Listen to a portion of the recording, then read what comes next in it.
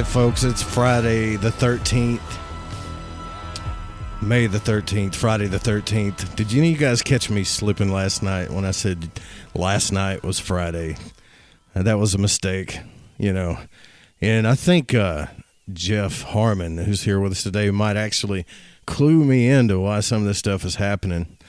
He's here with us now. And really interesting about Friday the 13th. We were talking about that with Paul, about the Templars and stuff. And it's kind of weird how it all synchronicity happens. Now they got the Assassin's Creed movie coming out. It's some really cool stuff. And I kind of already talked about the stuff I was going to talk about, you know, with the bombing, with the butler and the politics. I don't know. I don't know about the politics. I don't know what to do. Don't you feel helpless sometimes about it? Man, I do. I feel helpless sometimes.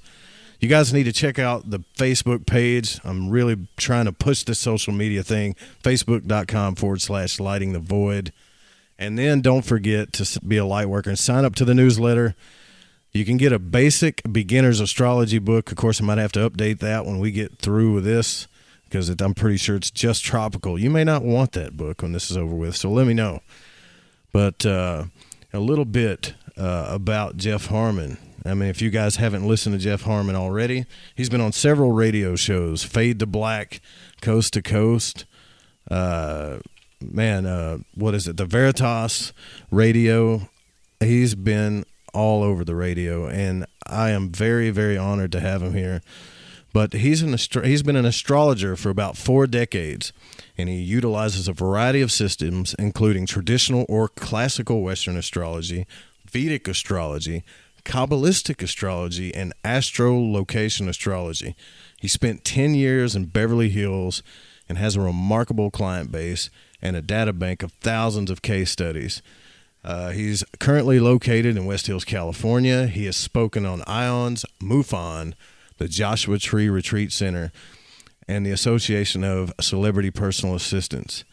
He has been a guest, like I said, on all these shows. He's been on TV.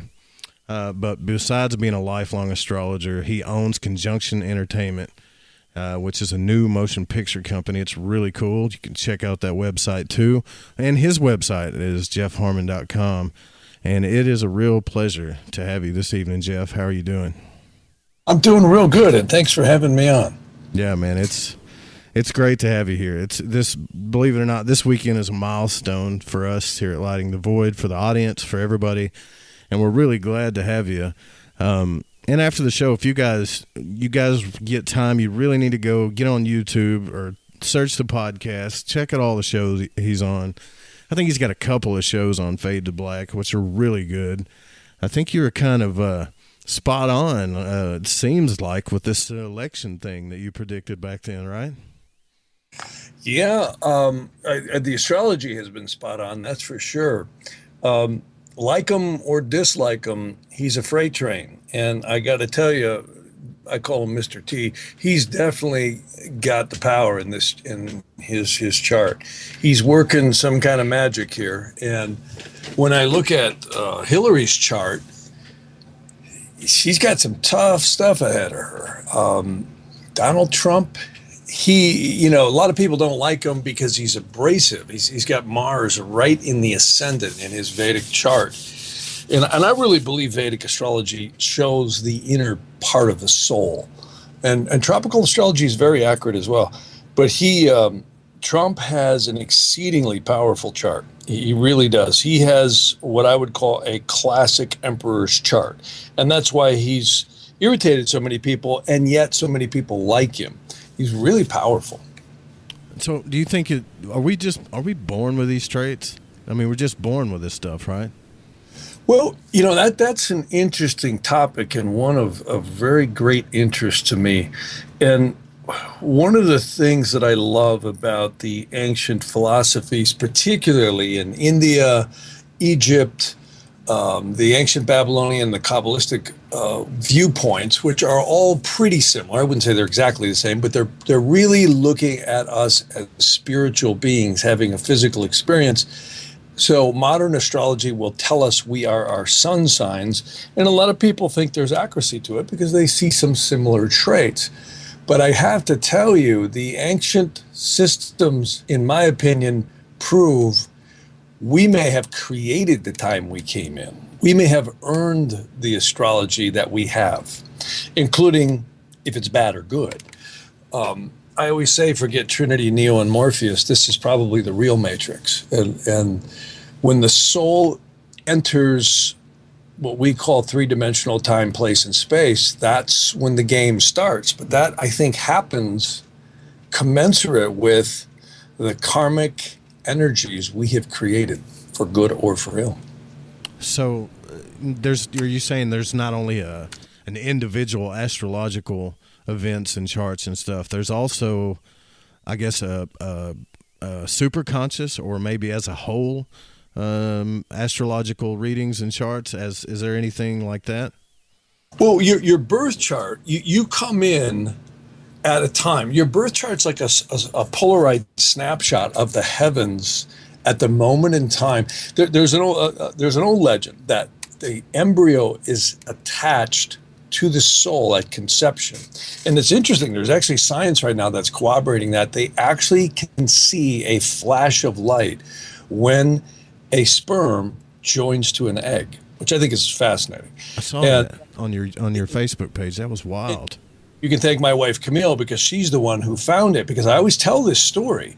And I'll tell you where it comes from. It's an ancient text in Aramaic that's called the Sefer Haggadah, which in Hebrew or Aramaic means the book of legends. And it's many of the things that are handed down were done so orally. They were never, all these scholars are looking for the manuscripts, and oftentimes they won't find them because it was never written. Well, this book was written actually in Russia, I think, right in the late 1700s, early 1800s, where they actually started writing down, these two rabbis actually started writing down these legends. And this was, again, an incredible story, because they say that when the soul enters or is tied into the body after the 9 months of gestation, or whatever period it is, that's when the breathing starts. That's actually when the breath starts. And we hear legends just like this in the Vedantic, meaning in ancient India and Egypt. The soul enters the body right at first breath. And isn't it interesting, when we all die, what's the first thing that stops? Not only does the heart stop, but the breath stops. When the breath vacates, they call it spirit, or in Aramaic it's rosh, or the spirit of breath. And I really think the Egyptians actually had conception charts. And I actually do a lot of conception astrology and for women who are trying to get pregnant at good times. And I think the conception chart is every bit as important as the birth chart, but most people don't have that. Well, wow, man, that's crazy. So how did you get started in it? I mean, you don't seem like a wild type guy that's into all kinds of crazy things and stuff. You seem like a really level-headed person, man. I mean, how did you get involved with it? When did you first get the spark for astrology? Well, it was from my mother. In the 70s, actually in the 60s, I saw astrological documents sitting around, and I didn't think much of it. I didn't have any reason to. And what happened is, in the 70s, my mother was really into astrology, and she was actually a medical, she was an RN, and then I believe she either achieved a medical practitioner status or was about to, I can't remember, in the 70s.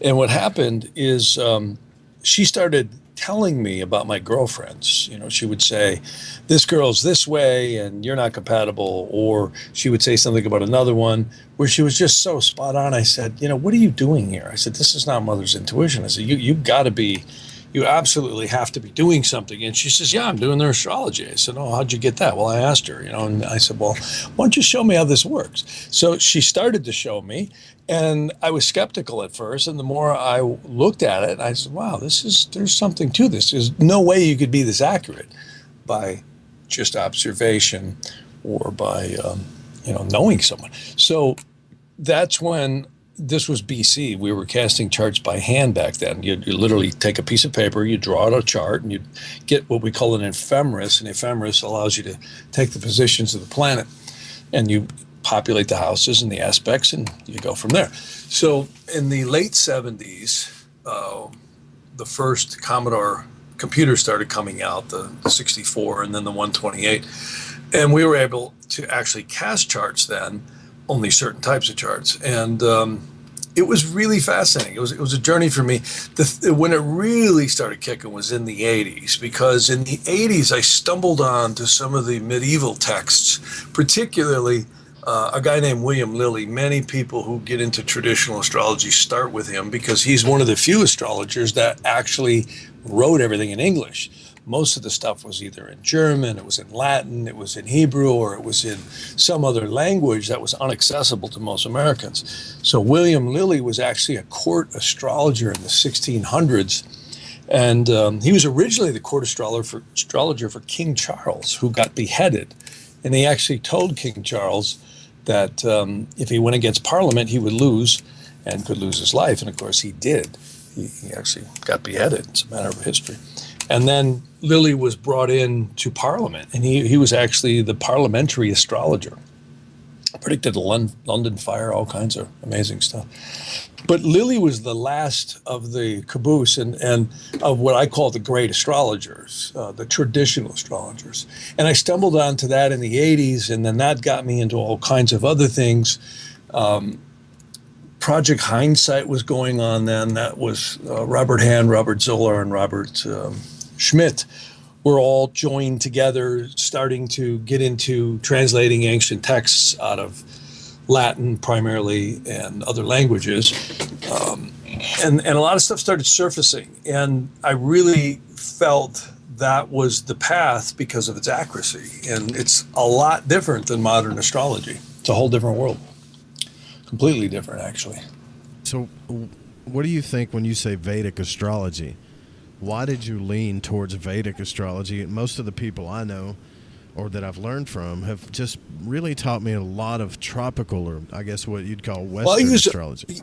Yeah, I use them both. I think they're both amazing. See, the stuff I was just speaking about, the medieval / Egyptian astrology, is tropically based. Though, what's interesting is, see, a couple of thousand years ago, the tropical and sidereal zodiac were joined. They actually met together. And because of what we call the precession of the equinoxes, they've been separating ever since.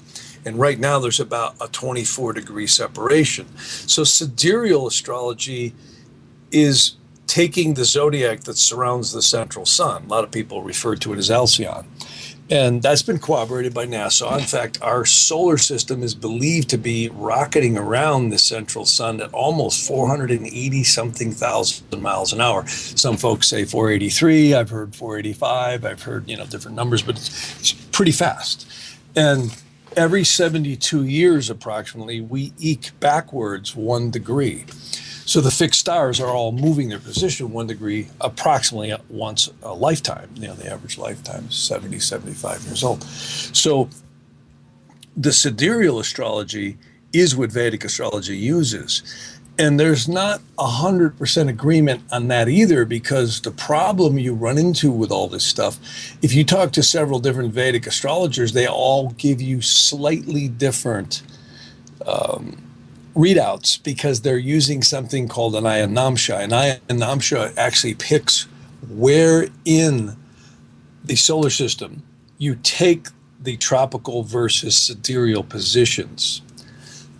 And I've heard a lot of different things. I've tried a lot of different things. I've had a lot of different teachers who proposed things. I had one gentleman who gave me an ayanamsha.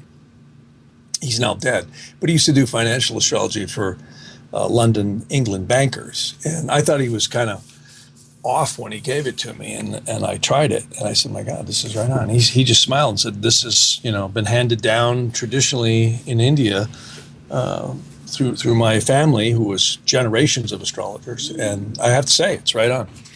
And that's the thing you have to watch, is astrology gets exceedingly complex the more you start looking into the various techniques that have come across in the last, definitely 2,000 or 3,000 years. A lot of variables there. So if I was, let's say, and I might actually do this, let's say I wanted to hire you as a teacher and become maybe a student if you had a spot, right? Yeah. And I've studied basic astrology, trying to learn my planets and signs and aspects and all that stuff. And, do you have a recommended reading list, or do you say, look, just go learn this, or? Well, I do. I have several books, depending on which one you're going to get into. There's a lot of different branches of astrology.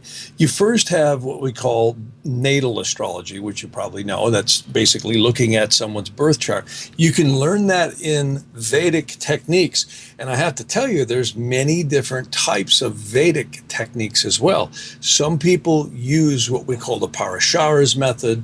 Other people use the Ashtavarga methods. There's a lot of different types or versions of Vedic astrology. They're all essentially the same, but there's different variations in the way people approach it. Nadi astrology is one of the great secrets in India. It's spelled Nadi, and that one has always intrigued me. And Nadi astrology is very similar to the ancient Kabbalah. They won't teach you the secrets unless you are a Hindu-born astrologer. Just like if you're not up to cloth, you won't learn the Kabbalah or some of the secrets easily.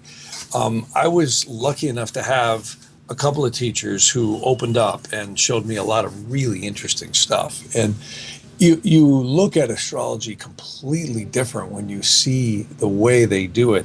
There's what we call yogas, and they don't use Neptune, Uranus, and Pluto. They only use from Saturn in.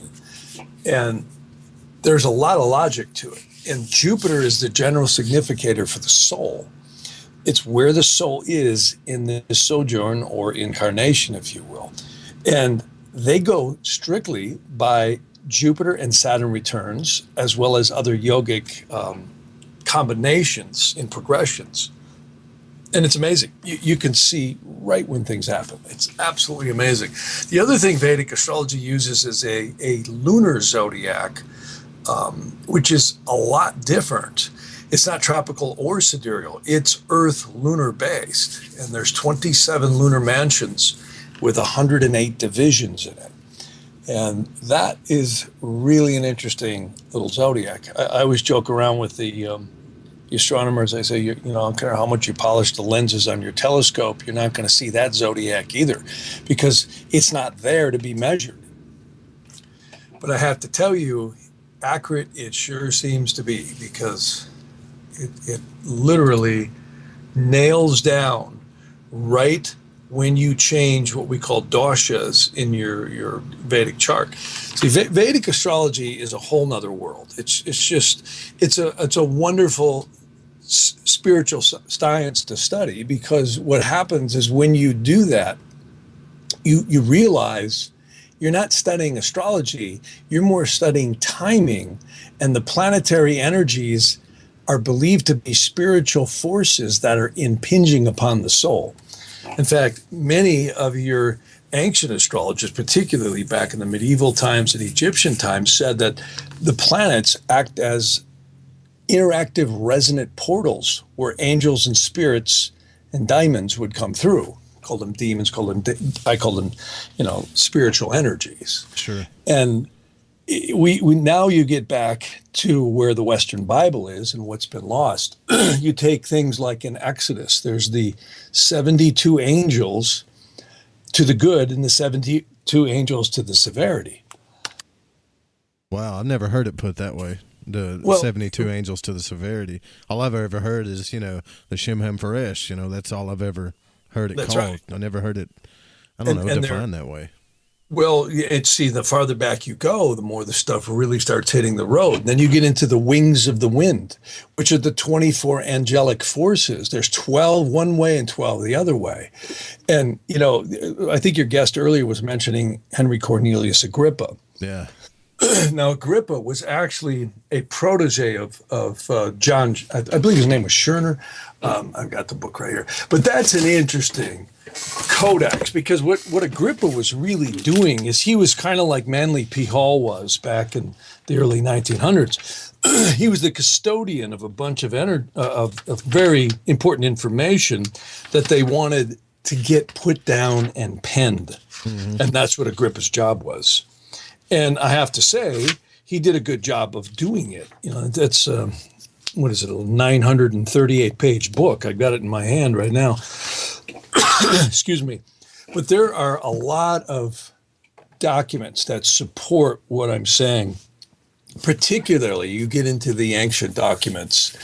Magic is certainly one of them. But what I would say is the more deeper ones are there's a text called the Sefer HaGilgal, which means the book of the cycling of the souls. Wow. And what we all come here for is for rectification. And they say that the soul dangles down from the highest dimensions just before it's the thrones. First there's God, then there's the seraphims, the cherubims, and the thrones. And no one's quite sure, but it appears to be that the thrones are the angels that guide the souls down into creation.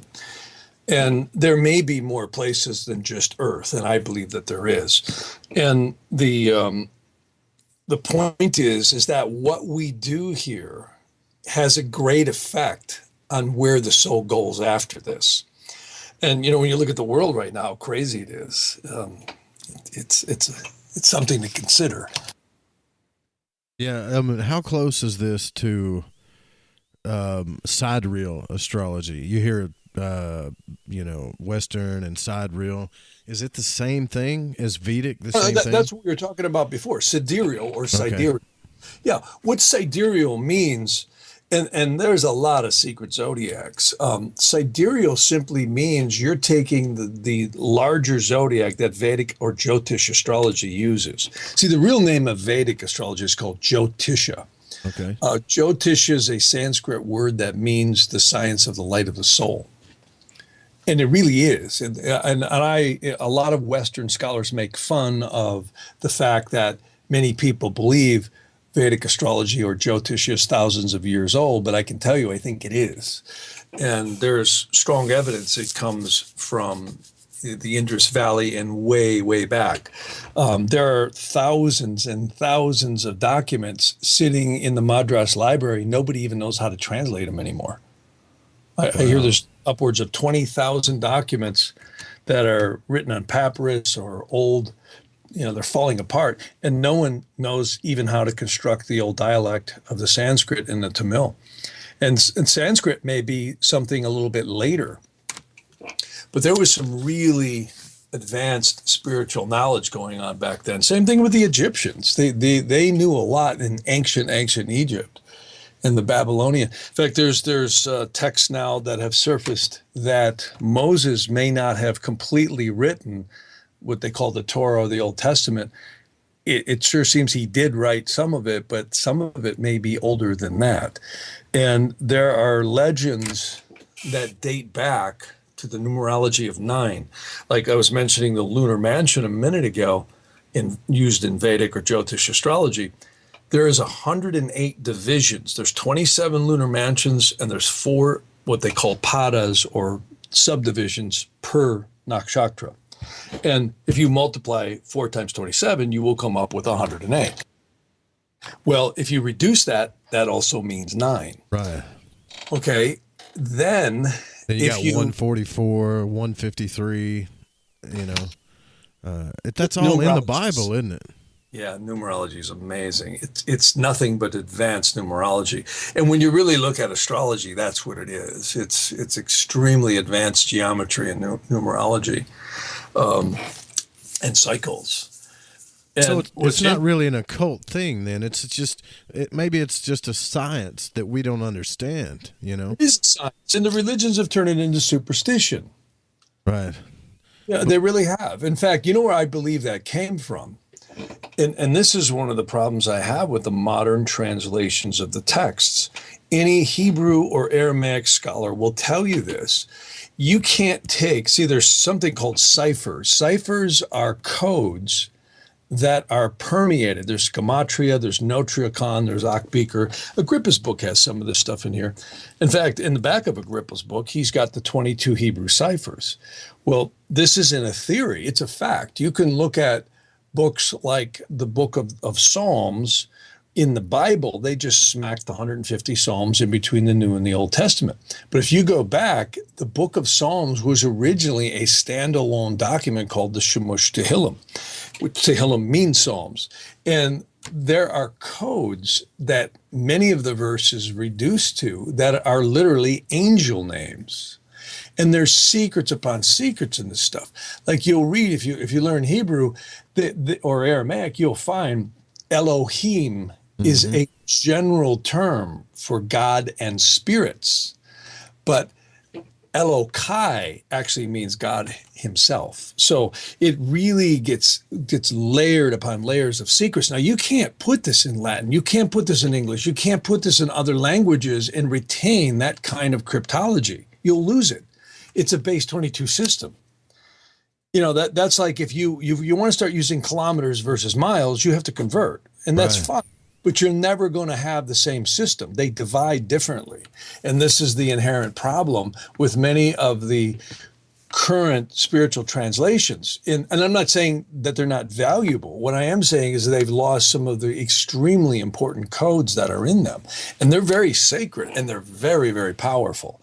You know, one of the things I always say about magic, it's exceedingly dangerous because most of the people playing with it, like one of the things Aleister Crowley popularized with the Golden Dawn was the Goetia. The Goetic or Goetic magic is using the 72 demons to make them conform to a human's wishes. In my opinion is that's the highway to hell. In fact, many secret societies screw around with this stuff. Yeah. And they will end up doing sacrifices. It is exceedingly dangerous and one of the most foremost things warned against by many of the ancient saints and prophets. And you know what? They're right, because anybody screwing around with that stuff, you can't control it.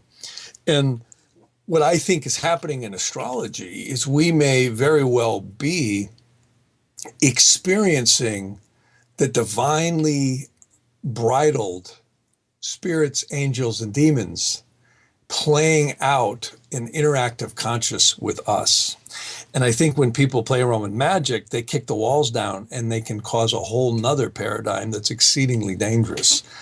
Well, what about just like doing just banishings? What about that? I think banishings are great. Yeah, banishings are wonderful in invoking, angelic help and force. I think one of the things the religions have sadly not allowed people to learn is how powerful we all are. And that's some of the documents. You can study this. There's one in particular.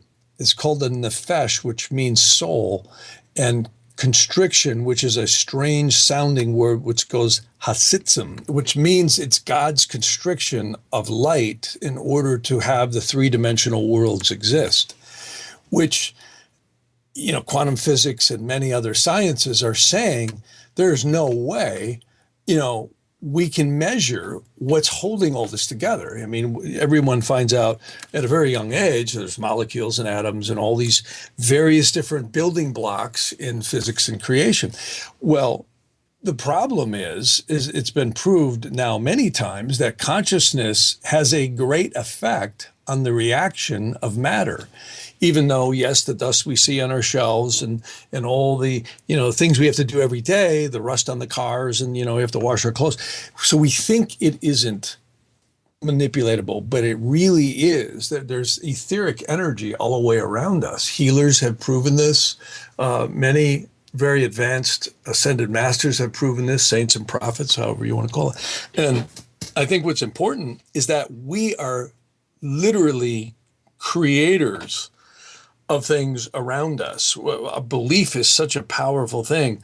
One of my great interests is using astrology, particularly Jyotish astrology, with psychology. And I have a lot of clients who are psychologists and psychiatrists, and we have some wonderful discussions and research into these areas, because there's an old expression, what you believe becomes your reality. And it's so true. Belief is a very interesting phenomena about the human conscious mind, because if you believe something, you begin now to form a reality around that. And that's not to say that the reality we all experience, which is gravity in the three-dimensional world, isn't constant. But look at everyone's perception of reality. It's completely different. It's wild. I mean, It's wild. You know, I don't know if I'm correct about this, but we were talking about at the Hadron Collider, all the experiments that they're doing there, where they had people, you know, they're trying to manipulate light particles, which, you know, that scares me too a little bit. But they said that these light particles would just move as they would move naturally. But if someone put their eyes, like their eyeballs, like they peered into the machine or the whatever they were looking in, almost like these particles would stop and wait, like they were being, you know, waiting to be told what to do, you know? Well, this now gets into things that the ancient yogis and saints and prophets would call samskaras in the East or elementals in the West, that we literally, in fact, the Egyptians were very adept at this. This is what healers do. They can project positive things on another person, and there's scientific hard evidence that shows we see the shift. Carlin photography is one of them, but particularly just people healing. That relates to astrology directly, because what I find is that when there's transits and progressions that are of various natures, people are experiencing these. And when you look at Vedic astrology, they have a lot of spiritual documents to support that, like the Upanishads. I don't know if you've ever heard of those, but there's a group of text called the Upanishads. It's very similar to like the saints and the prophets and the, you know, various segments of the Bibles, the writings, you know, like I've been listening to it all week on audio since I started listening to your shows. Downloaded the audio book and I've been listening to them. Oh, cool. Yeah, well, there you go. And they're very abstract. But in one particular Upanishad, which I think is very interesting, they talk about graha, which actually is the Sanskrit word for planet, and it means Caesar or grasper of the aura. And now you go right back full circle what I was talking about earlier, that when people are having a transit or a progression, if they're told astrology is superstitious and the work of the devil, well, they never have any way of knowing what's going on in their life because they're told it's superstition. But let me give you some examples. All the time, every single day of the week, I have the blessing of consulting with people who are looking for direction in their lives, and I'm able to visually show them. The internet right now is just the most amazing tool for astrology. I mean, the internet has changed the way I do astrology in the last decade. It's so amazing because now, instead of people coming to my office, I have clients all over the world. They get a code from me and they join right into my computer, and they can literally make a movie about the entire session. In fact, I do some tutoring with people learning astrology the same way. Sure. And it's so powerful because I sit there with my mouse and point to planets, and I point to cycles and houses and timing, and you know, it's very, very visual. And I have a whole bunch of presentation material that supports a lot of things that I talk about, like the location maps and location astrology. But what's amazing with it all is that people see why they're having a particular experience. Here's a classic example. I had one guy who's a psychiatrist. He moved to a location on a Moon-Pluto latitude crossing. And I don't know how he got my name, but he called me up and he says, can I do a session? I said, sure. And he wanted to know why he was literally so emotionally distraught. He was on medication. One of his colleagues had prescribed medication. And he said, what has happened ever since I moved here? And I said, well, look, you're bullseye right on the latitude. And that's what's so cool about astrology now with the internet. You can literally see longitude and latitude right where I'm pointing. And he said, oh my God, I moved right on. I said, yes, you did. And then I clicked the textbook meaning of that. And he goes, oh my God, that's exactly what I'm experiencing. Now, here's the point I wanted to make. Because he now realized that the energy he was experiencing was not him, but it was a phenomena that was happening to him at that location. He completely changed his viewpoint. He said, well, if that's the case, he said, I got this. He said, it's not going to go away, but he says, at least now I know what the heck it is and I'm not losing my mind. So here's my point. If an airline pilot were taking off and superstitiously hoping that he was going to make it to his destination, I don't know if I'd want to fly with that guy. You know what I'm saying? Right. You see, whereas if he looks at the radar and says, okay, folks, we know we have, some rough, bumpy weather here for the next, 200 or 300 miles. So we're going to take it up a little higher so we don't, have to bounce up and down, or we're going to keep the fasten seatbelt sign on and we're not going to serve coffee. That's my point. Rather than making it out to be superstitious, but treat it as the ancients did. They literally, the best description I can say, the difference between modern astrology and ancient astrology, not that modern astrology is superstitious, but ancient astrology was astronomy scientifically applied. And it's not because it's ancient, it's because it was. And I'm telling you, it is absolutely phenomenal how smart some of these people were. And all the time I get people trying to deify me. Oh my God, you were right on. I said, no, the science I'm using is right on. I may have worked very, very hard to get good at it, but if I didn't have that science reliability, it's very, very accurate. And the only time I have found that it hasn't been is if I found a tricky chart and I couldn't read it right. Right. And then I usually am very busy going back and saying, well, why did I call that?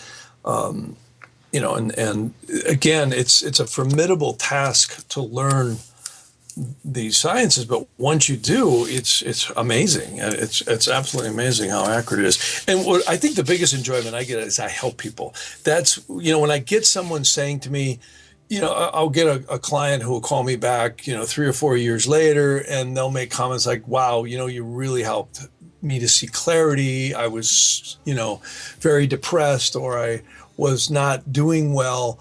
And this gave me direction. And that's very pleasing to me, because I really believe what it did. Your guest was mentioning Maimonides. Right. Okay. I actually have a letter here from a bunch of rabbis in the Middle Ages to Maimonides in Israel, because he was a healer in Israel, right? Can you hold that, because we Sure. really want to hold. We really, trust me, we want to hear that one. That's going to be rad. You guys wanted a real astrologer. Here he is, folks. Jeff Harman. We'll be right back.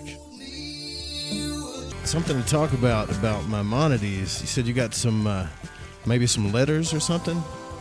I'll let you talk about that, Jeff. That's pretty cool. Actually, Robert Hand actually was the guy who deserves the credit on this. In fact, I got it on the shelf here. Let me just grab it. I was looking at it the other day, and I heard, I was passing through, and I heard, your last guest. Yeah, this was a correspondence between the rabbis of southern France and Maimonides, and I think, I can't remember the era, but it was probably 14th. Oh no, it was earlier than that. It was around the 1100s, but yeah, it was somewhere right in that area, about the 11th century.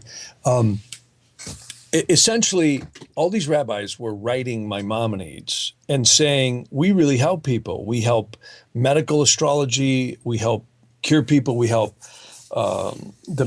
people see various different aspects of their life.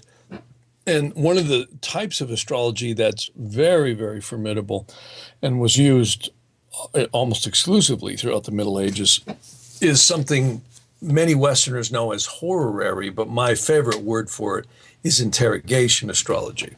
It's literally divinational.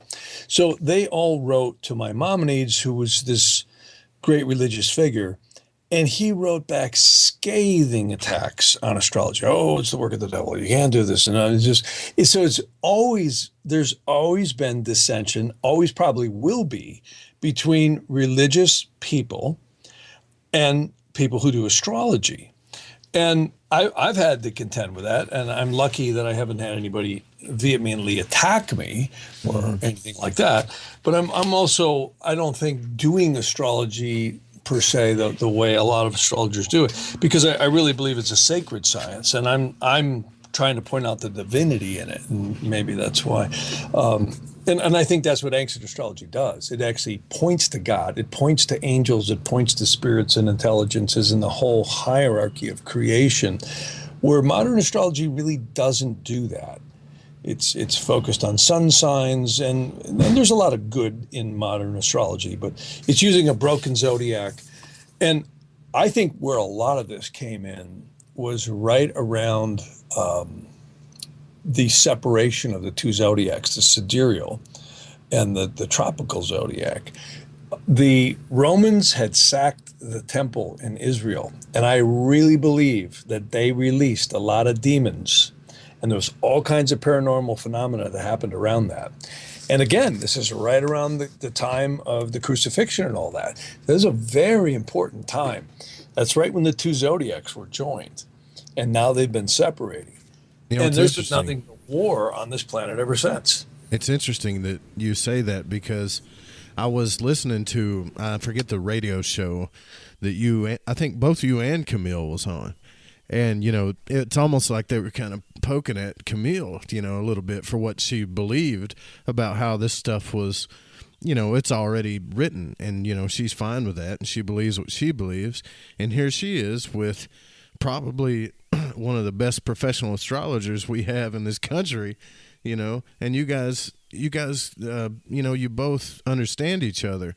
And yet I don't know why it's such a hard message to get across, because if you ask a religious person about these texts, what about this? What about when they're talking about the jewels and the 7 seals and the 144,000, or these quotes for all these numbers, they add up to 9, every single one of them. They do. Yeah. Do you guys not see this stuff, or is it something that you just don't want to believe? It's kind of frustrating, Well, this is the problem, is dogma is really what a lot of, not all, but a lot of the religions have turned into. This is why you see, no matter which religion you pick, there's always branches that break off from it. Look at Buddhism started because everyone found Hinduism got too concretized with the caste system. Yeah. You see? So, and look at all the different sects of Christianity you have. You have the same thing in Judaism. You have in every religion, every major religion always has branches, because somebody gets too dogmatic. They take a little truth, or they may take a lot of truth, and they will then concretize it so that nothing's acceptable outside of the confines of what they believe, the way they believe it. Everyone's got their own version of God, and they don't want to hear any possibility other than that version. And I think part of it might be the spirits themselves. C.S. Lewis was an interesting guy, because he actually wrote a book called The Screwtape Letters, which is one of my favorite little books. It's a very inexpensive book. It's about $10. And he essentially makes a disclaimer. He cannot tell you where the book came from, whether it's fact or fiction, but it's all about demons, how they literally rejoice when someone goes into a religion and then finds out that it's not all that it was meant to be. They find the hypocrisy. And, now you come back full circle to some of the ancient texts, particularly in the Kabbalah and the Vedantic. If we could see what was about us, I think we would probably not keep our sanity. And we only see on a 3-dimensional, 5 sense, very narrow spectral band of light. And consciousness is also I think it's even more narrow. There's an old saying that cleft we have beneath our nose and our upper lip was what the angels marked us so that we couldn't see anymore. We forgot. And these lives are very, I think, myopic in awareness compared to what we're around. I have the blessing to be around stuff that I have to do sometimes, like clearing places, clearing people, or looking into paranormal phenomena with astrology. Like oftentimes I'll have clients call me up and they'll have some crazy event or thing that's happening in a house or in a business, and I will seek to clear it for them. And I actually use angelic squares that are derived right directly out of Scripture. And belief's not required. I have had so many people tell me that it shifted the energy. Anytime you hear somebody say belief's not required, that means that they've had one personal experience after the other, and they can't prove it, but they know it's true. It's exactly right. Well, that's the argument I get with interrogation astrology. And, there's several branches that are very fascinating in astrology. We know about the birth chart astrology where, that's your birth chart. But then there's a science called interrogation, also known as horary. In India, they call it prashna. Prashna actually means the same thing. It means divinational. You don't need your birth chart. You don't need anything. You just cast a chart for the moment. That is probably one of my most formidable tools that I have used for years and years and years. I have thousands of those things in a database.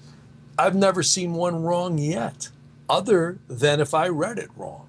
You use expensive software? No, you have to use, I use, on that particular stuff, I use Parashara's Light, and I also use Solar Fire 9. Yeah. But it's how you read it. And what I love about Solar Fire is I can roll my own pages, and I've customized it to use the Egyptian zodiac combined with a very specific set of tools. And you cannot use the modern zodiac. You have to use the original zodiac. And when you get back into some of the angelic stuff that corresponds, everything is based, the real zodiac's based on the sun and the moon. And the reason why, the sun is the seed. If you look at the glyph of the sun, it's the circle of infinity. Everything is cyclic. It always starts out as an embryo or a seed or an infantile thing, and then, of course, merges into youth, and then, of course, adulthood, and then old age, and then, passes away and recycles. I don't care if you're talking about a tree, an animal, a human being. Everything is cyclic. Everything has a beginning, a middle, and an end. It's like a 3-act story, right? So the same principle is the sun. The moon is the crucible of creation. It's the alchemical nurturer. It's like the soil in the spring. And the cross is the earth. It's the manifestation into 3-dimensional 4 elements. In fact, the cross represents the 4 elements: Archangel Michael, fire; Gabriel, water; Oriel, earth; and of course, Raphael's the air. And what's interesting is you could also say the cross is the eastern, western horizon, the midheaven, and where the sun is at midnight. So I'm not demeaning anything that the cross means in religion. What I am saying is it's extremely ancient, and it is spirit concretized in matter. Well, if you look at just the glyphs of all the planets, it's so fascinating because Mercury is the crescent of the moon over the sun over the cross. Venus is the sun over the cross. It's the friend. Mars. I've always wondered about that because they have a lot of the same symbols, Well, they're all combinations of the sun and the moon and the cross. Just look at them. Mars is the sun with the cross up to the right. Now, the modern glyph is with an arrow, but it really was the cross at a right angle. The force of materialism over the sun. Now, what's interesting, Jupiter is the crescent of the moon over the cross. That's why it's the great benefic. And if it's hard to do this on a radio show, but if you were to look at that's one of the first things I teach people in astrology is if you look at the rulerships of the ancient zodiac, you can't put Neptune, Uranus, and Pluto in there. It won't work. You'll break it. And there's what we call bounds. There's daytime triplicity lords, nighttime triplicity lords, participate. There's also what we call the bounds or the terms. And these are the 5 wanderers, which are the planets other than the sun and the moon. And again, forget Neptune, Uranus, and Pluto. Don't put them in there. And what's so fascinating is if you use this zodiac in the extremely complex way it's applied, you are now applying the ancient principles. And Vedic astrology does the same thing, exactly the same thing. And it works. You know what tears me about this whole thing is, when you mention the Golden Dawn and Crowley, the original Golden Dawn teachers had it out for Crowley because of what he was doing. Everything you speak about. is in the Golden Dawn. Everything that you spoke about. And then well, it is. Crowley It is. kind of, I don't know, would you say perverted it maybe? Or Crowley is a perfect example of a guy who acts intellectually smart, and he's a spiritual idiot. He's a complete fool, because this is so typical with magic. In fact, the whole Golden Dawn thing to me is fairly paper thin anyhow, because Mathers, who was fairly arrogant when he was young in AUA, they all found this stuff in a bookstall in London. They found it in a bookshop. That's where they found it. And then a lady was contacted in Germany. And, Germany's steeped in this stuff. Well, I wonder why. If you go back farther and farther, and I'm not in any way deifying the rabbis, but that's where it came from. One of the probably most prominent figures, I think, to have drawn breath was two, Rabbi Abulafia and the Maharil. The Maharil was a man who, you can acquire this book. It was, he actually had and penned the Sacred Holy Magic, which if anybody reads that book, they will learn in a second. You're not going to get anywhere with magical circles, summoning spirits, controlling them with sigils, and all this other crap that people do, because you'll get possessed. That's exactly what happened to Crowley. Crowley, L. Ron Hubbard, and Jack Parsons were doing sex magic together. Yeah, I've read about that. It's pretty Parsons, wild. JPL, and a lot of stories to that one. But yeah, and then of course L. Ron Hubbard took off and, I don't know, found thetans in the mountains or something. That whole thing is pretty bizarre. But long story short, I'd say Crowley, very dangerous stuff. Yeah, definitely. This is the problem with all this stuff. We ain't smart enough to figure it out, and we're not. Even Agrippa's book, if you go through it, there's a tremendous amount of information compiled there. And, hats off to a guy in the 1400s penning a book of that magnitude. But he had a lot of help. It was John Tritamus, that's who I was thinking about before. Tritamus was his mentor. And Tritamus was really the holder of information. A lot of people, same thing with Manly P. Hall, the Philosophical Research Center here in Los Angeles, who I met Manly P. Hall back in the 80s. Oh, that's nice. Yeah, he was huge. But see, Manly P. Hall, and I'm not demeaning him in any ways, but he really got all that information back at the turn of the century from a secret society out of Orange County. And that's a mystery who they were, but there is no way a guy had that kind of access to information. And you find there are many people who are holding things like this. The problem with it all is there's a lot of truth in it, and there's also a lot of murky untruth in it.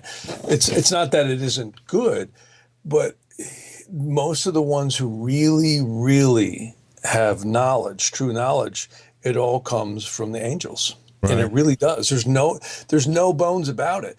The astrology was never empirically deduced. In fact, we have exact statements to that effect. In India, the ancient yogis were rishis. Rishi means seer. The Kabbalists, they talk about how they would literally have an angel of God visit them. That's called a Rosh Hodesh, which is the spirit of God or an angel coming to them and communicating this stuff. The book of Abramelin by, again, that was written by Abraham, but his real name was Rabbi Maharil. His grave is still in Prague. Germany was steeped in some of this ancient stuff. And of course, Hitler got fragments of it. Many people's gotten fragments of it. But I would say that the Maharil probably changed the course of history, just like I think there's ascended masters right now changing the course of history. I get this all the time. Everybody's always calling, when do you think the world's going to end? Well, I don't know that it's going to, and it's certainly not up to me to say when it does. What they might be asking you is, when do you think the world's going to, wipe us out and start over? The planet's probably not going to go anywhere. We've already had one deluge, Yeah, well, you know what? I have to fall back on the Shemitah. And if you remember, there was a guy, and I don't mean in any way to demean him, because he was very scholarly and a very nice guy, who wrote the book on the Shemitah. And last fall, he predicted all kinds of things were going to go in hell in a handbasket. And it hasn't happened. Now, he's not wrong either. There has been a lot of trouble, and the mounting, escalating debt keeps happening in the world. But to answer your question, my take is if you take the Hebrew calendar right around the year 6000, which is just a few hundred years from now, seems to line up really, really well with another event. And that is when we ingress into the next sign in the sidereal zodiac. Many people said we've hit the Aquarian age already. And I personally don't think so. From what I can see, and I'm not claiming I'm right, but from all the evidence I can see, it's a few hundred years from now, maybe about 240. I might be down to like 230 something right now. I actually have research on that. I just don't have it in front of me. And I think also we are on the precipice of a new era that is beginning right in front of our eyes, and that is the winter solstice of 2020. Again, notice I'm not using Pluto here or Neptune or Uranus. The ancients would measure when Saturn and Jupiter would conjoin, which happens every 20 years, but when they would do so in very specific astrological configurations, particularly when they would join either in Aries, which happens just short of 1,000 years, every 1,000 years, or when they would change a triplicity, which is earth, air, fire, or water. Now, we have that happening for the first time in an air trine. Saturn and Jupiter will now make a Star of David, or a hexagram, if you will, in the air signs commencing right in 2020. Now, there are different astrologers dispute. Some use what we call mean average conjunctions, and I've looked a lot at that. I personally think what's very unusual about this one is it happens on what we call the precise conjunction, like right when they join, is exactly, not a little close, exactly on the winter solstice of 2020. And the chances of that happening are pretty unusual.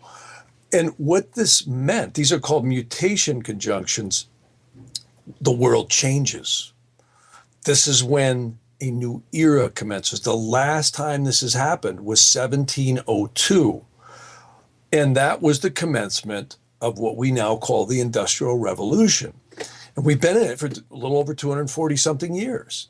So they're not exactly to the 240 years, but they're close, because the Gregorian calendar, as well as what we call a year, is different than what astrology would call a year. They use a sol lunar calculation, which is actually a little more accurate.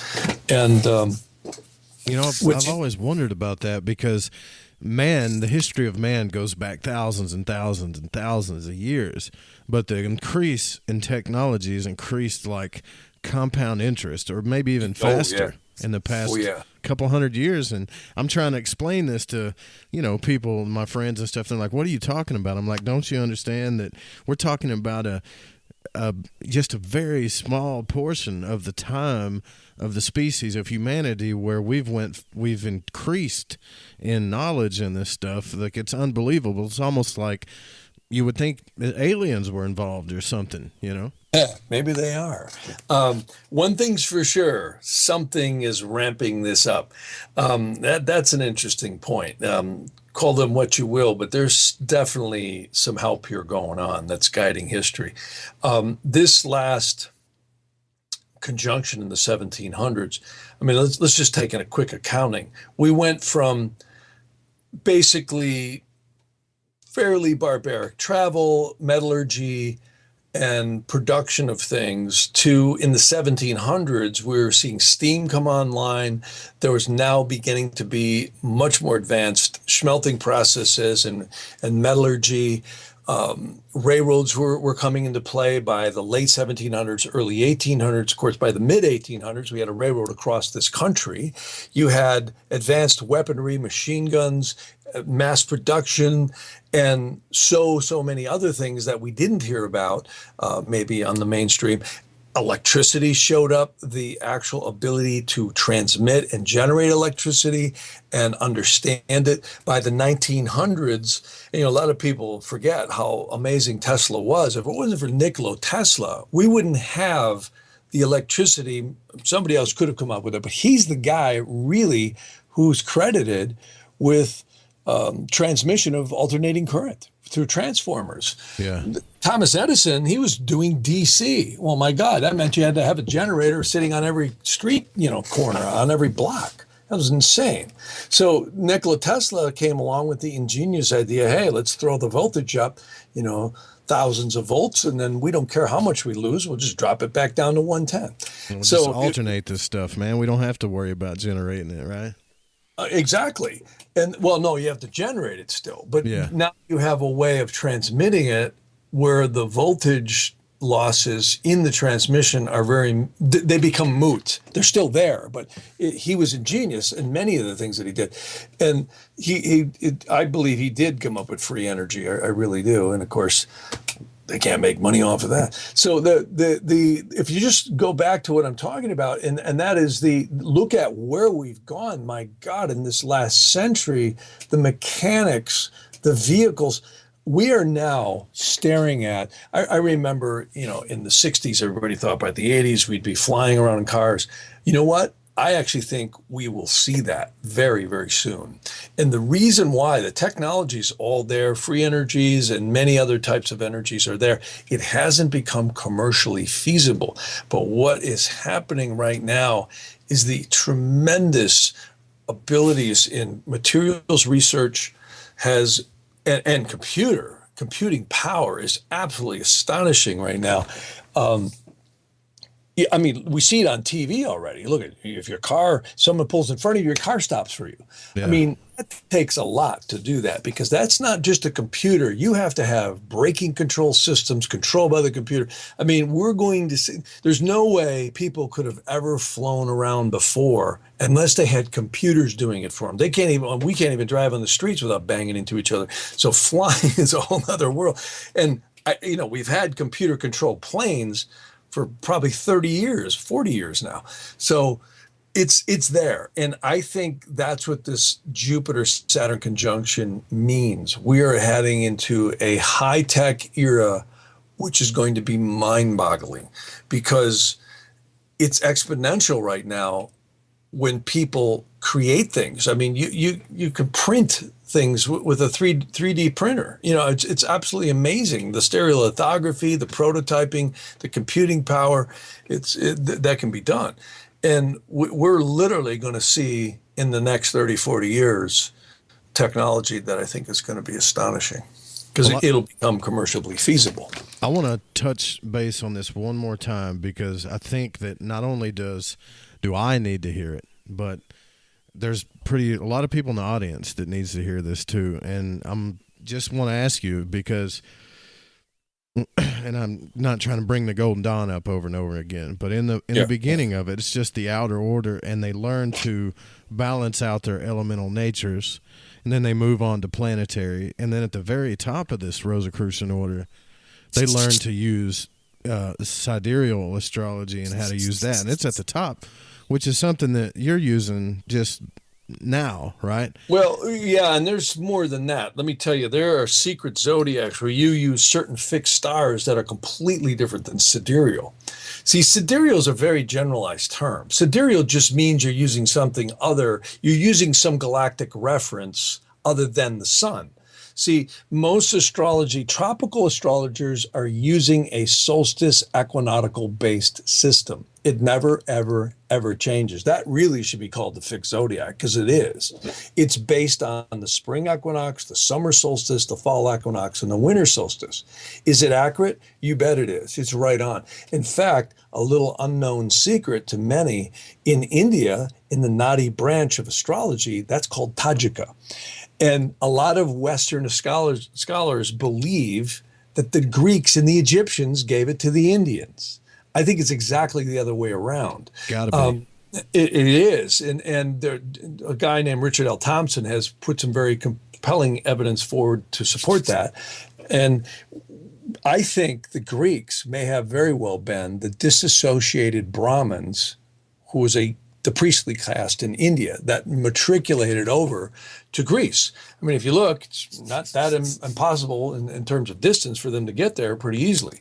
And the Egyptians clearly were involved in sidereal and tropical. It's just what gets misty, and I heard the comments about the the Alexandria Library.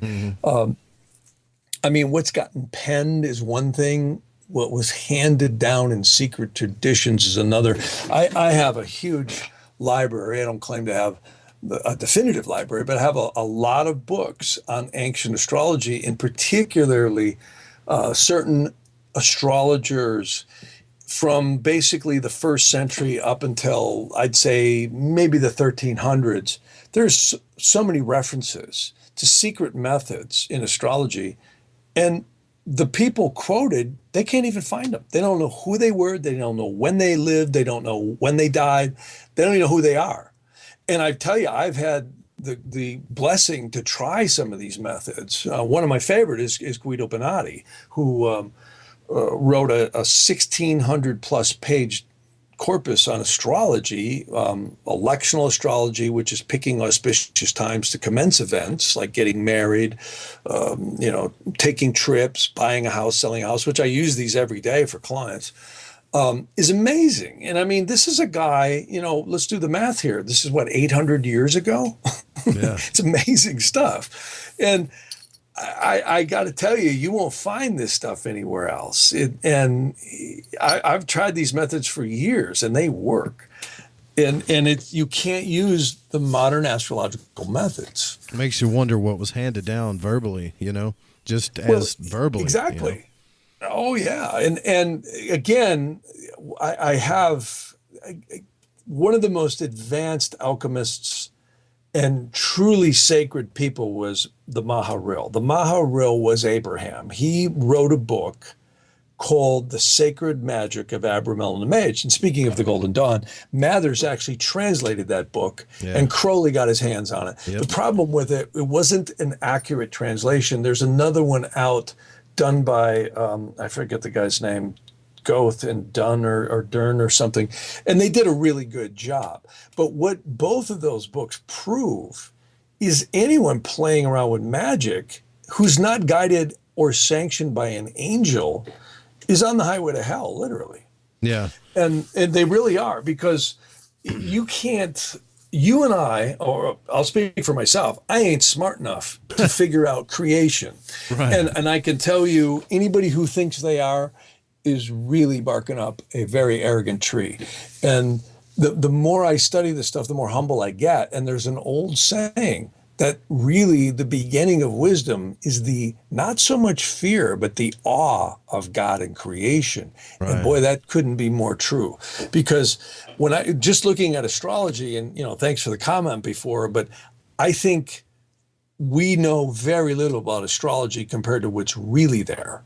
Yeah. And I'll tell you why.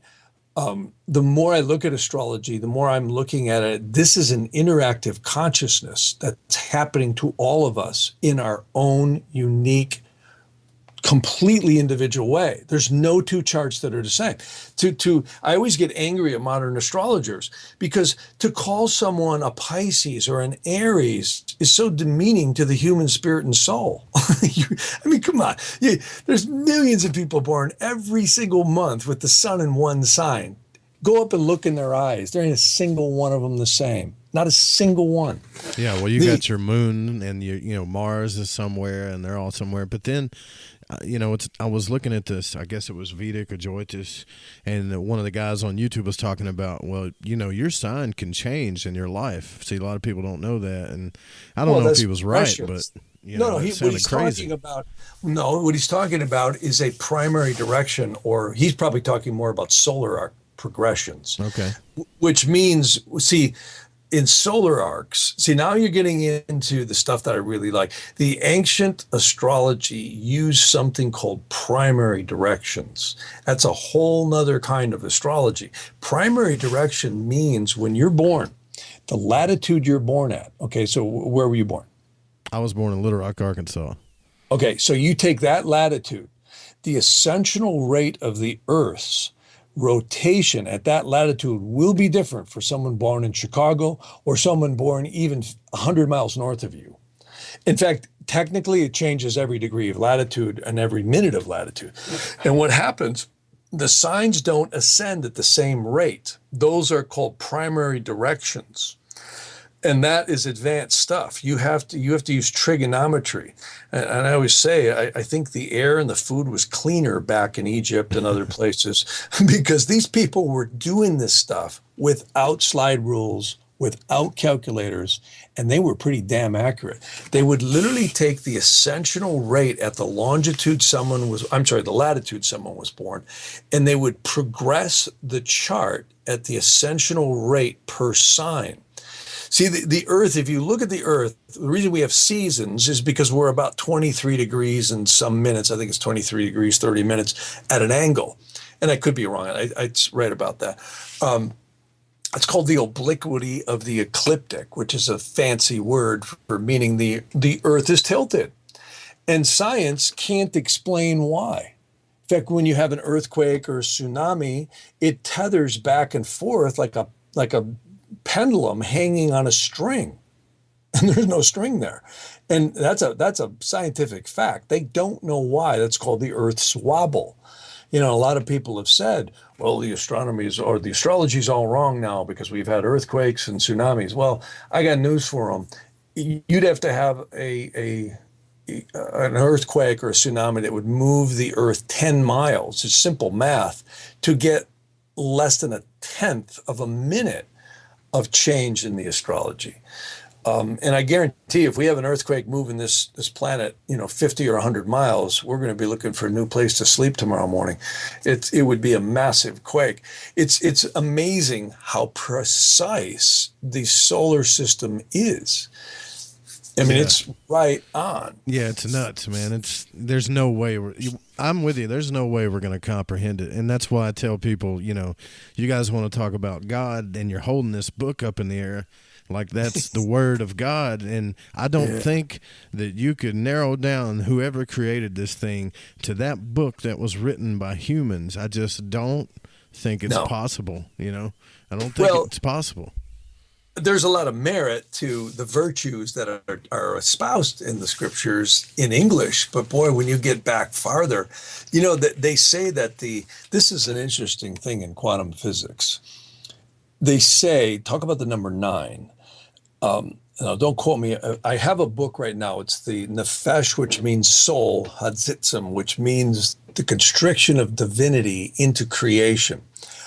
And what's fascinating about this is it talks about how the Orphanum, which surrounds the throne of God, are chanting permutations of the 22 letters of God in, I think it's 10,800 variations per every hour, and they are never, ever, ever, ever the same. Wow. So in other words, when we look at creation, in fact, quantum physics, a guy that I really like is a good friend of mine, Claude Swanson. We've discussed these topics. And one of the interesting things is reality might be that creation is being recreated every moment.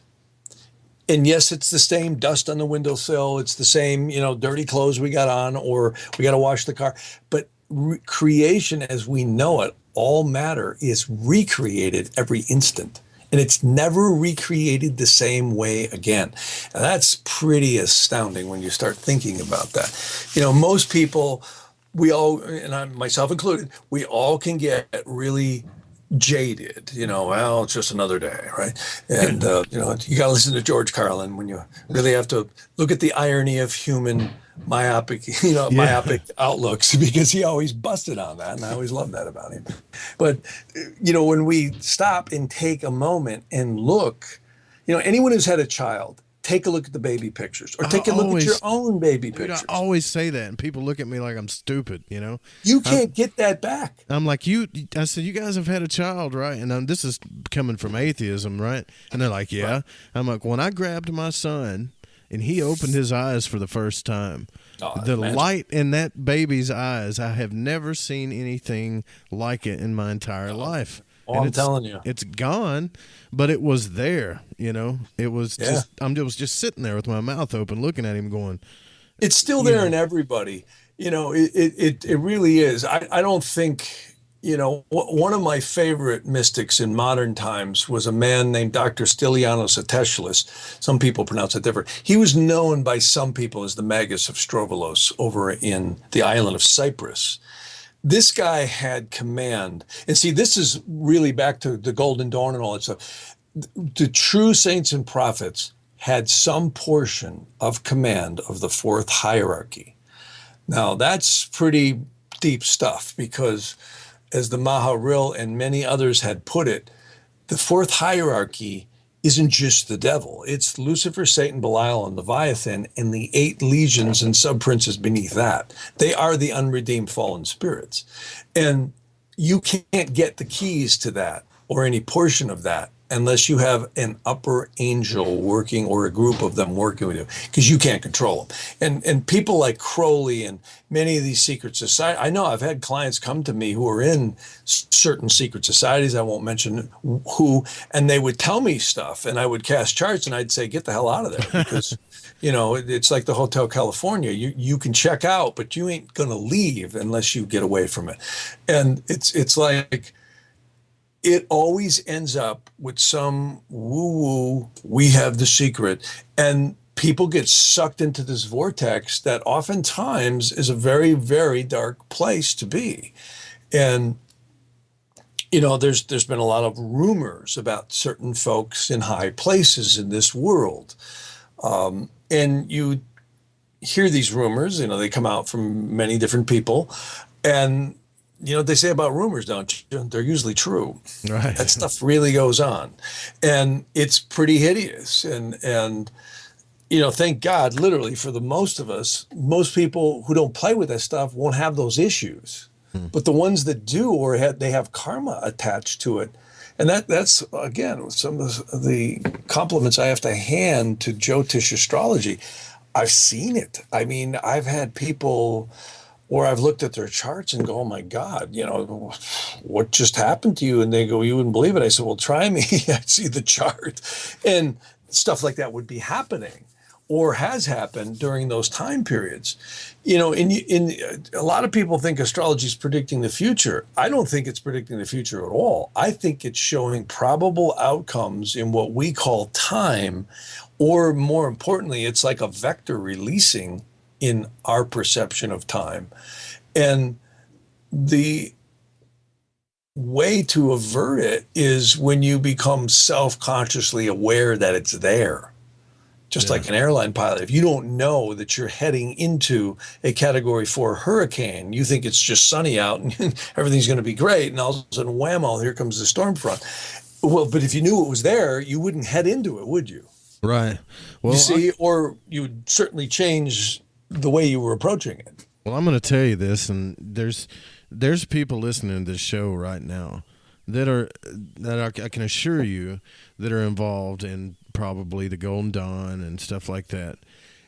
There's also people listening to the show that still have doubts, and the confusion lies is, again, at the top of this is at the top of the Golden Dawn, or that work is the astrology, right? That's at the top, and at the bottom you're dealing with elementals. And I mean, I sometimes I wonder if it wasn't for Crowley, if people would have a different viewpoint, because even those guys did not want him to be any further than where he was at, going to the second order. They just did not want it because what he was messing with, they didn't like it, And it's now, I guess, it's kind of hard to, I don't know, I guess I see your point, because you're just getting into a whole bunch of stuff that you really don't know what you're doing. You're taking somebody's word for it, Pretty much. And I don't mean to demean anyone who's pursuing no. We need spiritual to hear practices. A lot of the stuff the Golden Dawn did, because I researched the Golden Dawn a lot, and I don't claim to know everything about it. Most of the texts that exist are by Israeli Regardie. Yeah. And Israeli Regardie was not even truly in the Golden Dawn. He was in it, but he was trying to become a protege of Aleister Crowley. And Aleister Crowley wouldn't have anything to do with him. Isn't that interesting? Ironic. Yeah. Yeah. And yet that's probably the most complete text out there on the Golden Dawn. I have that text. And what you'll see in there is there's a lot of knowledge in there. There's a lot of things about banishing hexagrams and, all these different techniques, banishing techniques and sealing rites. The interesting thing is there's a lot of amalgam, and you mentioned earlier, with the Rosicrucians. Now, the Rosicrucians were not the Golden Dawn. Right. There's a lot of crossover there. But Christian Rosicrucian, who is a whole different order, is believed to be this mystic who had mystical powers from Christ, and that he had communicated to his disciples. Remember they found him in the chamber and all that. Yeah. So that's a whole nother world. And then you've got the Masons, and then you've got things like the Knights Templar. You've got many, many different orders. And a lot of secret stuff going on there. You'll find many of these, and I don't claim to be an authority on all of them, but I've researched a lot of them. And I can tell you the Shem Hamaphorish is all over the place, the Goetic magic. One of the most conclusive, in fact, if you go way back behind, what's his name, Tritomus, who was really the force and power behind the throne of Agrippa that produced the 3 books of occult. There's actually 4 books of occult philosophy. And Donald Tyson has actually done a pretty good job of annotating and translating these documents. And they were out a long time ago. I think they came out. I'm real interested to see that translation you're talking about of Abramelin and the Mage, because the whole point of that is, well, what they say the whole point of is finding your holy guardian angel. That's right. Maybe. That's exactly right. But how do you know it's not one pretending to be? You see what I'm saying? Well, if you read that book and you see, you'll have no mistake about it. See, and here's what's interesting. If you go back into Christianity, okay, what do you find? Okay, the whole story. And what's very fascinating for Christians in that book, Abramelin, he actually corroborates that Christ and the apostles did exist and they did have the magic. Yeah, he actually cites it in there. He said right out, this is the same sacred holy magic that Christ had, and he makes a little innuendo in there, the ones the Christians call God. See, Christ, and I don't want to get into debates here on the radio, but I don't believe Christ ever referred to himself as God. Nope, he sure didn't. He didn't, and he was much more humble than that. And in fact, there were many references where he said that. Well, my point is that the Maharil was elegant when he said that this is the same sacred holy magic that all the saints and the prophets had throughout history and time. And if you get into the ancient, like Rabbi Abulafia, I have great respect for, he was hated by the Jews, and he was hated by the Christians. In fact, interesting story, Rabbi Abulafia was visited by a holy angel and told to go visit Pope Nicholas II. Pope Nicholas II, if you research through history, was the one who created Vatican City where it is right now. And he was told to come and visit him. So he sent a messenger and said, I've been told by an angel of God I have to visit you. And the Pope wrote back and said, if you come and visit me, I will burn you at the stake for heresy. Oh, wow. Well, the reason why, and I didn't add that, but he said that you're about ready to create a religion that will mislead the people. Sure. Okay. And then, I'm just telling you what it said. So Abulafia, he set off in his moccasins heading towards the Vatican, or I should say the place that Vatican City was about to become. And he knocked on the gates, and they took him in, and the Pope had a heart attack and died instantly.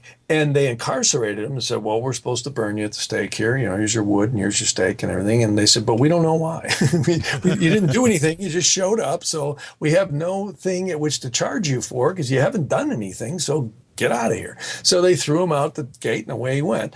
And he wrote some fascinating, there's many people now who have translated some of Abulafia's work. It is some of the most secret and most advanced Kabbalistic documents in text form around. And I have to tell you, it's all about dislodging the consciousness that we all are aware of our perception of reality, and leaving the body and meeting angels, purifying the soul. That is the whole thing. Anybody who thinks that they can control spirits and all that other stuff through direct methods. In fact, another really good text is a text called the Share Kedusha, which is the gates of holiness. It actually is no bones about it. It's the same thing as the Maharil Abramelin text. It says you can't get angels to come to you and have converse with you unless you purify the aura and clean the aura. This is the same thing we've heard.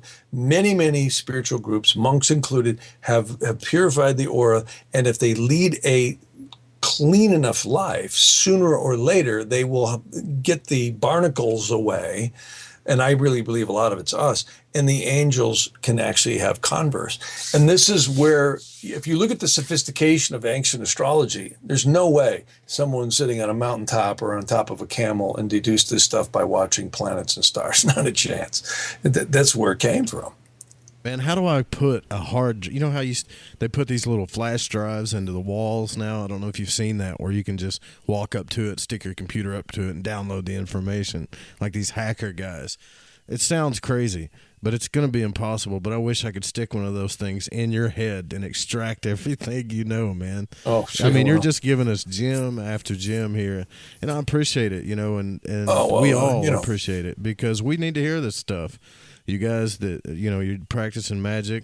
I'm not going to lie, I've done banishings and stuff, but banishing is very good. And I'll tell you what, I really think banishing is wonderful. And I'll tell you what, I have done a lot of that. And I would encourage people to learn that. And I'll tell you what, I've done clearings in properties and houses where I've had some serious stuff that was in there. And believe it or not, a lot of it's with suicides. A lot of it is with, what we call a ghost is really a disincarnate soul trapped in a perception of reality on the other dimension. And if you can get one to realize their condition, they can be moved on. Some of them can't. Some of them actually have to be forcibly moved on. And that's not easy to do. And, but it can be done. They can be incarcerated into a dimension where they're not harming people here. And then when they finally wake up, when in our perception of time could be a minute or it could be 100 years, maybe 500 years, then they can release and move on. Yeah, that's I was always talk about Robert Monroe, the guy that practiced astral projection and consciousness ascension. I've read all his books, and everybody tries to do, like, he has his own methods and programs you can listen to, but everybody tries to do it, but they can't do what he done. And I think it's what you're talking about, because this man was a good man. Like, his heart was, I mean, if you just watch any of him talking, how he treats people, he had, I don't know how to explain it, virtues that a lot of us are still working on, that were just natural to him, and so maybe he was allowed to do it like that. Yeah, absolutely. I encourage people to read a book called The Magus of Strovolos. It's one of my more favorite references. Daskalos, who in that book he's nicknamed the teacher, he was an amazing guy. He actually he could heal people on the playground. Little kids would fall down and cut their knees, he'd heal them right away. His professors, or I should say his teachers, he could do Latin and mathematics better than any of his teachers in, I think, like the second grade. And they're like, kid, how are you doing this? And he said, well, it's not me. He says, the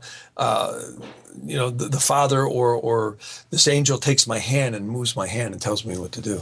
Wow. And throughout his life, he could heal people of completely absolutely incurable diseases. One of the best stories in that book was when the author of that book, the Magus of Strovolos, was writing the manuscripts. He had called back over to Cyprus wanting to speak to Daskalos the healer, and he was in the hospital with gangrene in his left leg. And he was writing a book about this healer who now had gangrene, so he flew back over there and went into the hospital. and said, "What are you doing? You're the healer." He said, "I've seen you heal stuff way worse than this. Well, how come you have gangrene?" He says, "You don't understand." He says, "If I don't take on this karma of one of my little relatives," he says, "he's going to die of leukemia."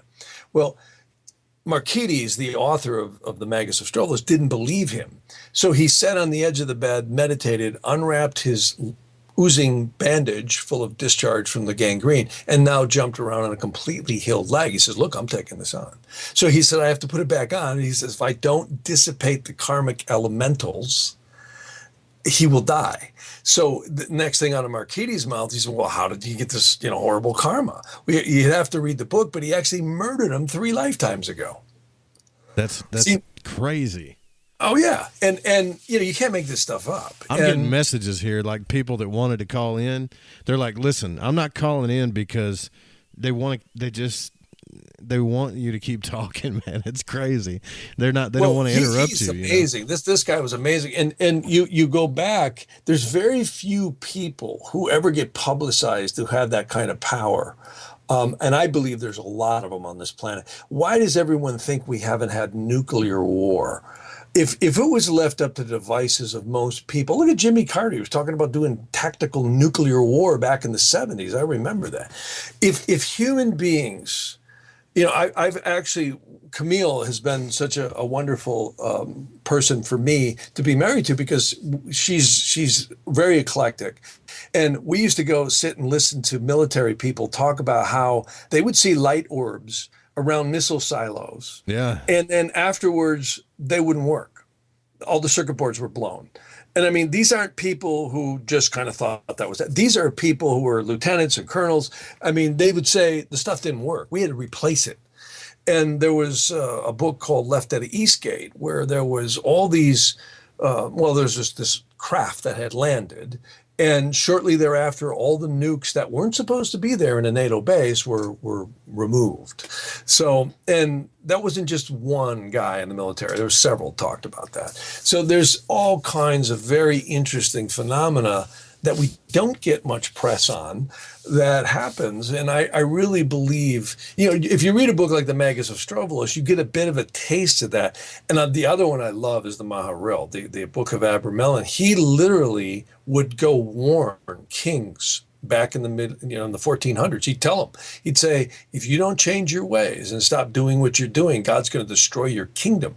And the king would, "Oh, how do you know?" And then sure enough, stuff would start happening. And he'd say, "I'm not here to curse you." I'm telling you, you're bringing this upon yourself. So even though, we know politicians do what they do, there is some divine thing keeping it all held together. Even though we got a lot of crazy stuff going on this planet and a lot of bad stuff, there's a lot more good going on. And for some reason, it all keeps bolting together. I think if there's going to be a cataclysm, it's probably in about 240 years from now. Do you think we can prevent it? I don't know. I think we might. It might have a lot to do with collective consciousness. Yeah. Well, time's flown by. We don't have much time at all left. I would like to ask you, because I've seen you do it on other radio shows, and can you do a bit of interrogation astrology? Can you give us a small example? So I can just ask you one question about the future of lighting the void, just the future of it. That's all I would ask.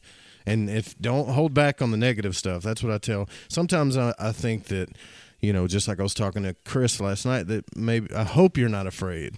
I'm an open book, man. I don't care what my audience hears. I don't, because I believe honesty is key. Oh yeah, it is. There's no question about that. It doesn't do any good to do otherwise.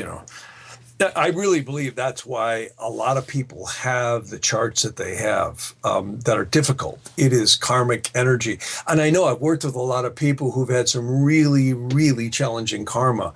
And I believe that the spiritual remedial measures, that's one of the things that I love about Vedic astrology, as well as the ancient Kabbalistic astrology. You can actually see a condition in a chart and change it. And people will say, well, I thought astrology predicted the future. No, astrology shows what's there if you continue in the same plane of consciousness. And the religions were right about something. And that is, you are higher than astrology. That's why I really get irritated when people say you are your astrology. No, you're experiencing your astrology. And it's very, very powerful. But just like going down the road in a car, it's very, very powerful when you're doing 60 miles an hour and you got to stop in 3 seconds, right? You better have some mighty good brakes, okay? It's the same kind of analogy. It's forces that are acting upon the soul. But when you become self-aware, you change it. You might not totally take it away, but you change it. That's why the cornerstone of some of these ancient astrologies was to understand it and then find ways to change the soul. So the religions were right in a lot of senses that God is above astrology, no question. But they also call it the work of the devil, or some of them. And I think a lot of that came, and this is an interesting point on magic, I think a lot of that came when the Vulgate translations came in. And I'll tell you why. There were a bunch of bearded men, a couple of emperors and queens who decided what Christians would believe for the next 1,500 years. And not to irritate anybody, I think the same thing happened in other religions, including Judaism, where certain people got a hold of certain perceptions and translations and then concretize it into law. That's the way it is. Like, here's a good example. All divination that is done through spirit was condemned. And that I actually agree with. Summoning a spirit and trying to get information by force is magic and it's very dangerous. Now, through an angel, that's a whole nother world. But interestingly enough, astrology, when you start taking some of the translations, if you had 10 Aramaic or Hebrew scholars translate something, I guarantee you will get 10 slight variations on what they think it means. Yeah, it's like we're filtering the information all the time, you know? Yeah, well, it doesn't translate to English linearly. It's like, you know, any other language, it's slightly different, you know, and especially when you're dealing with a cryptographic language that has codes in it. And that's what that is. And here's the point. So I think astrology got thrown in the hopper of the work of the devil with everything else, because what happened is they decided that any divination of any kind was the work of the devil. Yeah, they quoted that too in scripture. Yeah, that's right. Oh, I know. I've had people point look right here. It says right here. Well, yeah, you're reading an English translation. Yeah, well, all you got to do is point to the other scripture where they're using it, you know? Yeah, well, that's right. I mean, I have texts here in the Bible where the entire Bible is reference to allegories using astrology.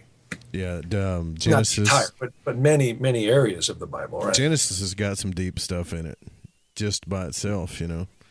You know, what's interesting is the Lord's Prayer, which starts out, Our Father who art in heaven, ends in a very ancient Kabbalistic prayer, which is, Thine is the kingdom, the power, and the glory forever and ever. Amen. Right. Now, that got changed in the Middle Ages, particularly by the Nicene councils, who wouldn't hear anything other than what they wanted to hear. They were killing each other.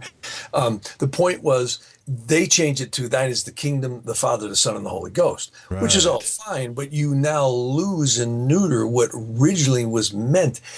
In Aramaic, the very first word Thine is Ate, yeah, which is Aleph, Tav, and He. Now, if you break just that one word down, that means all of creation is secretly permeated and cryptographically encoded between the letters of Aleph and Tav, which are the 22 Aramaic or Hebrew letters, secretly encoded in 5 books, which is the He, because numerologically He is 5. Well, Guess there you what go, folks. You don't have to worry about doing you don't have to worry about doing the Kabbalistic cross. That one's okay. That one's good. Yeah. Well, and then it gets into what I was telling you before about the glyphs of the planets. They're sacred. Yeah. Nothing about, they're sacred, glyphs. Only Saturn, if you examine astrology, only Saturn has the cross above the crescent of the moon. It's the only one. Yeah, that's like the barrier or something, right? It's like the It's law. It's previously created beliefs, karmas, or actions now manifest. That's why everyone has such a problem on Saturn returns and Saturn cycles. Wow, that's interesting, man. Yeah, so like if I came to you and said, "Listen, I need help. I've got this radio station. You know, I need your services. You know, what's the future of this thing look like? What do I need to look out for? You know, or is that so you're interrogation? asking the question is what does my show look like? Right. Upcoming, yeah. See, now I'm just typing that in here. And the only reason I do that is because then I know if I ever look at this chart again, I know what you asked. Because otherwise it would just be an astrological chart cast at this time. What drives this, I guarantee you, see how individual this is? I guarantee you there's nobody named Joseph Roop who's asking me a question about his show on this planet out of 7 billion souls drawing breath plus at this time right now. Wow. See, I think about that. And see, what I now look at is the Lord of the 10th is your show, because the 10th house is career vocation. It shows, I mean, I have to tell you, it shows the moon is void of course right now. So you'll keep doing the way you're doing. Shows you're going to change soon. Why? The moon is in orb to a square to Mars. That's not good. Well, it's not bad either. It just means squares are the nature of change. So it shows, let me just see here. See, it's a received square. See, that's you can't get this in modern astrology. Reception is like, it actually shows the angelic interaction, if you will, between whether or not this is a severe square or a mitigated square. Right. You see, so this is a mitigated square, which shows you'll make change. It shows you're going to come up with a new way to do this, a new format. Cool. I don't mind change. I just got to recognize it when it happens, when I need to do it, you know? So yeah, that's what it shows. Because, see, the interesting thing is the moon is Lord of the 7th. And I would say, let me just look at this. This is an unusual chart. See, when you asked this chart, it was 0 degrees Capricorn rising, which means you might feel a little bit isolated right now on the way you're doing it. It looks like it's doing good, though. I bet people like it, don't they? Yeah, but I'm more interested in what that chart says, to be honest with you. You know, but yeah, a lot of people do like it because, yeah. I mean, you get on the radio, you ask basic questions, and you talk about this and that, and you know, my goal is to treat all my guests as house guests and have mine and my audience learn as much as we can from them. And you know, I gotta tell you, man, you're probably going to get some service from this station. There's no one doubt of the about things that I like about this is the moon. The all-important moon is conjunct the fixed star Regulus. That's a good omen because what it shows here, let me just look at this for a minute. See, these things sometimes are riddles. You really have to decode them. Let me just study why that. Don't hold back on the negative, though, for sure. Well, yeah, sometimes it takes me a little time because, see, this, whenever I see a chart like this one, it doesn't mean anything bad's happening. It shows it's going good. I'll tell you what, let's you want to take like a 5-minute break or whatever? Sure. Let's do that and then have you study that. And then we're going to come right back with Jeff Harmon. We might be able to take a phone call, but we're running out of time here. So just stay tuned. All right. I think I feel like I had to play a sad song. I feel like I might be getting some bad news, but apparently it may not be. It's all right. I'm going to keep on trucking. We're back with Jeff Harmon. We're coming to the end of the show here, and he's doing what's called interrogation astrology is what he does something for his clients constantly. So what'd you come up with there, Jeff? Did I give you enough time? Well, I cast it another way, too, in the Jyotish astrology. And I would say, you know, people like the show, and I would say continue doing it. What I would say is that you're going to find you're going to change the format and broaden it down the line. So that's not bad news. It's actually good news. Like broaden it, huh? Yeah. Yeah. you're going to be getting into all kinds of stuff here is what it looks like. No, I'd encourage you with this. Okay, cool. That's what's funny about that is the same thing that the numerologist told me last night. He said, don't be afraid to change, do it. Well, when it, you just brought up something that I like to tell people about astrology. I notice one of the things I see in here is you might want to believe in yourself more, because astrology is a double-edged sword. There's another type of astrology called electional astrology. And it's interesting. I notice people who are very strong and forceful, they don't ask me whether or not they're going to be successful. They say, hey, give me a good time because I'm going to do something. There you go. I'm going to file a corporation. I'm going to, like a lot of times I'll have, believe it or not, people break ground at a certain time. Like if they're building a very important building, they'll call me and the contractors don't even know it. But the guy telling them, I want you to break ground right at this time. I want you to start digging this morning. You see, at a certain time.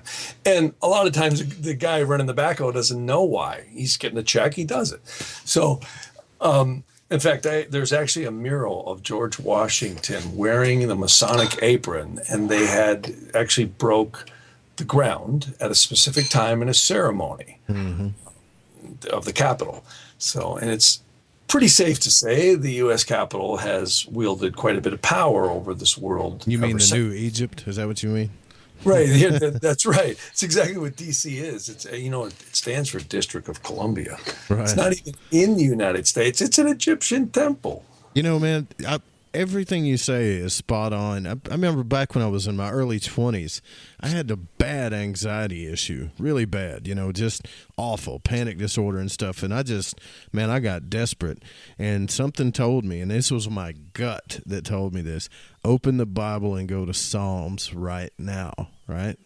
So you need to get the Shemush Tehillim. You will love that book. You will gain a respect for the Psalms that'll blow your hair back. Well, I'm going to tell you, I opened the Psalms, and I forget the verse. I forget which one it was, but it was a banishing verse. I know it now, but I didn't know it then, And I would say it, and something in my gut would say it again, say it louder, right? And I would just say it over and over again, louder and louder and louder. And then all of a sudden, I got this, it felt like somebody stuck a needle in my spine, right? And this just jolt of energy. And we got a pretty hard steel door up there where I was praying. And this thing, I say it's praying, I'm not real sure what it was, but this door flew open. That's what it is, yeah. It flew open, stuff outside flew in, and there was wind whirling around. And I'm like, no one's going to believe this. And I was like, you know what, they don't have to. And I took a nap after that. I hadn't took a nap in 3 months. Wow.